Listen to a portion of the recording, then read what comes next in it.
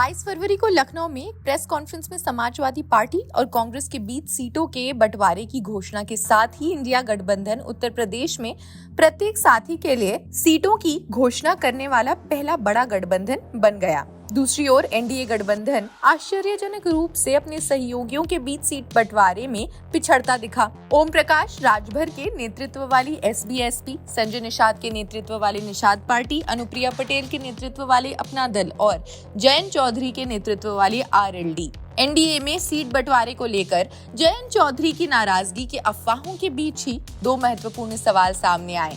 UP में SP और कांग्रेस गठबंधन से क्या हासिल होगा और क्या रहेगी इंडिया अलायंस की चुनौतियां।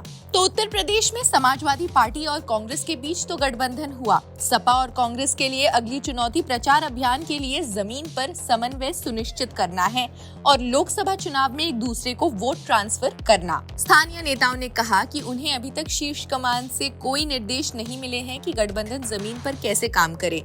सपा के एक वरिष्ठ नेता ने कहा कि मतदाताओं को ये संदेश देने के लिए संयुक्त बैठकें आयोजित करनी होंगी कि दोनों पार्टियां भाजपा को हराने के लिए पूरी तरह से एकजुट है। कांग्रेस ने अब तक 17 सीटों के लिए उम्मीदवारों की घोषणा नहीं की है, लेकिन पिछले हफ्ते बाराबंकी से पार्टी के संभावित उम्मीदवार तनुज पुनिया ने पूर्व राज्य मंत्री अरविंद सिंह गोप और राकेश कुमार वर्मा जैसे सपा नेताओं से मुलाकात की। तनुज पुनिया स्थानीय पदाधिकारियों से मिलने के लिए आजाद समाज पार्टी काशीराम के जिले कार्यालय भी गए। अमेठी में एक सपा नेता ने कहा, सपा की मदद के बिना कांग्रेस यहाँ नहीं जीत सकती। अमेठी में 3 लाख से ज्यादा यादव मतदाता हैं।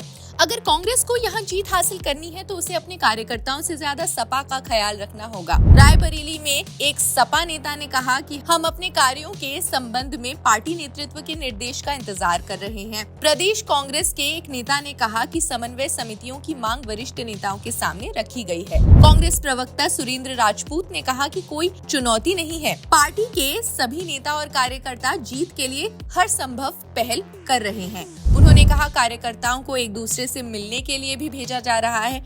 फिलहाल फोकस गठबंधन उम्मीदवार के लिए प्रचार पर है, जिसे पार्टी प्राथमिकता के आधार पर कर रही है। सीएसडीएस के आंकड़ों के अनुसार 2022 में एसपी मुस्लिम और यादव वोटों का बहुमत हासिल करने में सफल रही, लेकिन मुस्लिम यादव पार्टी के रूप में देखे जाने के कारण ये दलित और अन्य ओबीसी मतदाताओं को आकर्षित करने में इतनी सफल नहीं रही। दूसरी ओर यूपी में पीपल्स पल्स द्वारा किए गए पिछले सर्वेक्षणों से संकेत मिलता है कि प्रियंका गांधी वाड्रा की सकारात्मक छवि के बावजूद इन समुदायों ने इस धारणा के कारण ही कांग्रेस को वोट नहीं दिया। नामांकन के बाद गतिविधियों में तेजी आ सकती है। सपा प्रवक्ता राजेंद्र चौधरी ने कहा, दोनों पार्टियों के नेताओं और कार्यकर्ताओं के बीच समझ विकसित हुई।